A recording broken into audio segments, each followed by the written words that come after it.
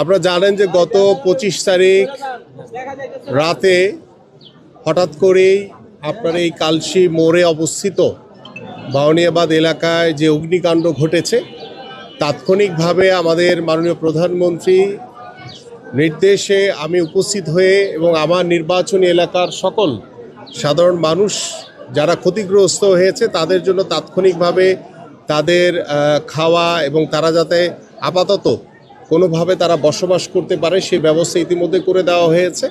এবং যেহেতু আগামীকাল পবিত্র ঈদুল আজহা এবং সেই পবিত্র ঈদুল আজহা উপলক্ষে এই ক্ষতিগ্রস্ত পরিবারগুলো যাতে তারা ঈদের আনন্দ তাদের সাথে আমরা ভাগাভাগি করে নিতে পারি, সেই লক্ষ্য নিয়ে মাননীয় প্রধানমন্ত্রী এবং বাংলাদেশ জাতীয়তাবাদী দল বিএনপির চেয়ারম্যান জনাব তারেক রহমানের পক্ষ থেকে, দলের পক্ষ থেকে আমরা এই ক্ষতিগ্রস্ত প্রায় 200 পরিবারের কাছে আর্থিক অনুদান হাতে তুলে দিব। পাশাপাশি আগামীকালকে যে পবিত্র ঈদুল আজহা, সেই ঈদুল আজহার আনন্দ যাতে আমরা ভাগাভাগি করে নিতে পারি এবং তাদের জন্য আমরা সেই 25 তারিখ রাত থেকে প্রতি বেলায় আমাদের পক্ষ থেকে, দলের পক্ষ থেকে আমাদের তাদের খাওয়া দাওয়ার জন্য সার্বিকভাবে প্রতি বেলায় আমরা ব্যবস্থা নিয়েছি এবং আগামীকালকে যাতে ইনশাল্লাহ পবিত্র ঈদুল আজহা উপলক্ষে তারা যাতে ঈদের আনন্দ আমাদের সাথে ভাগাভাগি করে নিতে পারে, সেই জন্য আমরা একটি গরু এবং তাদেরকে সুন্দরভাবে মানে পোলাও মাংস দিয়ে যাতে তারা ঈদটা উদযাপন করতে পারে সে ব্যবস্থা আমরা ইতিমধ্যে নিয়েছি। পাশাপাশি যেহেতু তারা ক্ষতিগ্রস্ত হয়েছে, আমরা এখানে তাদেরকে স্থায়ীভাবে পুনর্বাসন না হওয়া পর্যন্ত তারা এখানে বসবাস করবে, এটা নিয়ে কোনো বিতর্কর কোনো কিছু নাই। কারণ একটি মহল, একটি গুপ্ত সংগঠন এই নোংরা রাজনীতিতে তারা মেতে উঠেছে। তো এই জন্য আপনি যারা এখানে আমাদের যারা ক্ষতিগ্রস্ত হয়েছে, মুরব্বী আছেন, আমার পাশে আছেন এবং সামনে বসে আছেন, তাদের উদ্দেশ্যে বলছি যে সরকার আপনাদের সাথে রয়েছে, আমরা আপনাদের সাথে রয়েছি।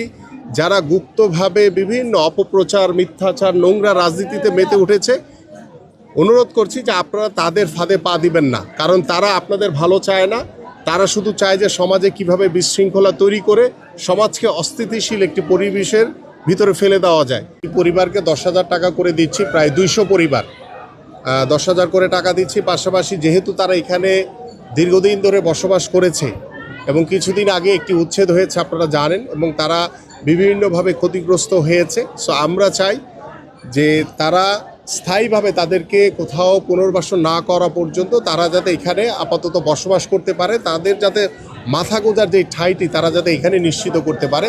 এবং আমরা খুব দ্রুত সময়ের ভিতরেই আমরা আলোচনা করে এবং এই মানুষগুলোর সাথে আলোচনা করে তাদেরকে কোথায় স্থায়ীভাবে পুনর্বাসন করা যায় সেটারও ইনশাল্লাহ আমরা ব্যবস্থা এবং কর্মপরিকল্পনা হাতে নিব ইনশাল্লাহ। Thank you.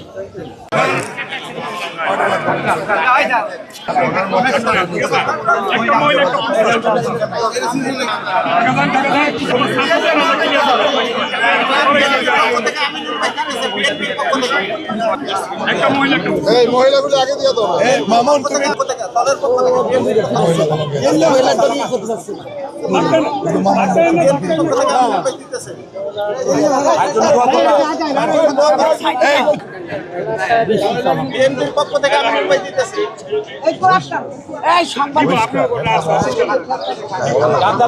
সবাই পাবেন, বিএনপির পক্ষ থেকে আমিনুল ভাই দিতেছে।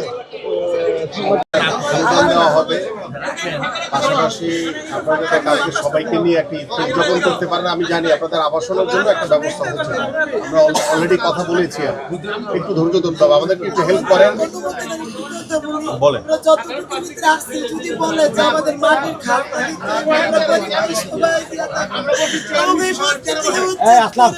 দেখতেছি, এটা তো আমাদের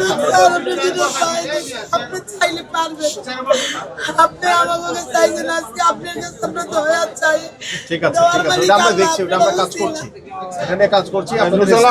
পুনর্বাসনের ব্যবস্থা যাতে হয়, আপনারা যাতে থাকতে পারেন সুন্দরভাবে সেটা ব্যবস্থা হবে, অসুবিধা নেই, এটা হবে। ঠিক আছে, যে আশেপাশে থেকে অনেকে এসে বিভিন্ন ভাবে আপনাদেরকে ইয়া করে ফেলে, তো ওদের কথাই করেন না। আমরা আপনার প্রতি আশাবাদী, আমরা জানি আমাদের একটি যতটুকু না করতে যাচ্ছে চোখ না আমাদেরকে করতে পারবে যারা ঠিক আছে,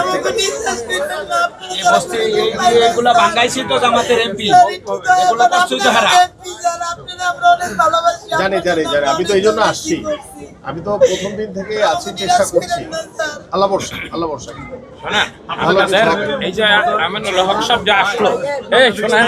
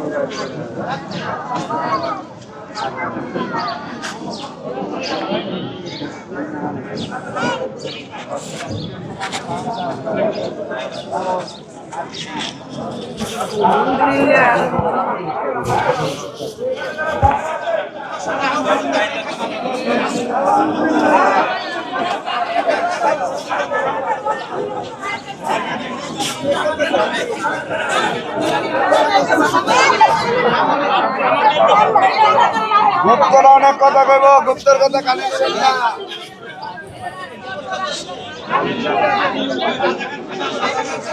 আলহামদুলিল্লাহ।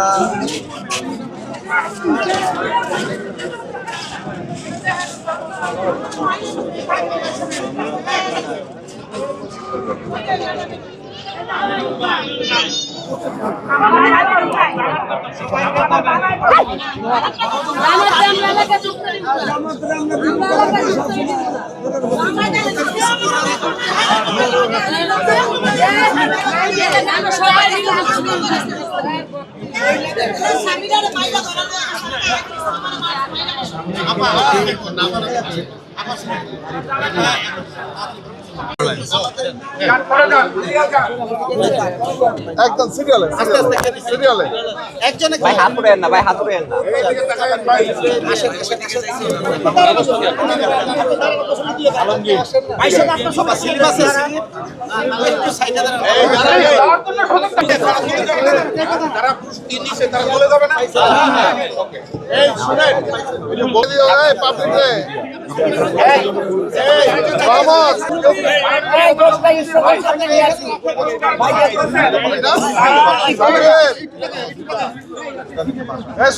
গরুরা আনা হয়নি, গরুরা দুজন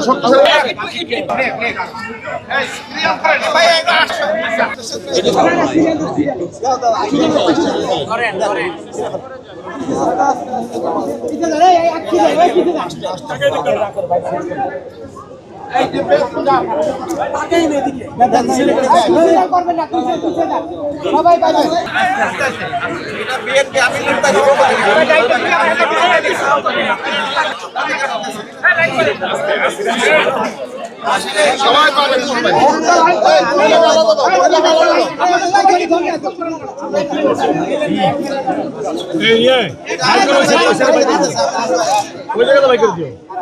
মহিলাদেরকে আলাদা দাও না।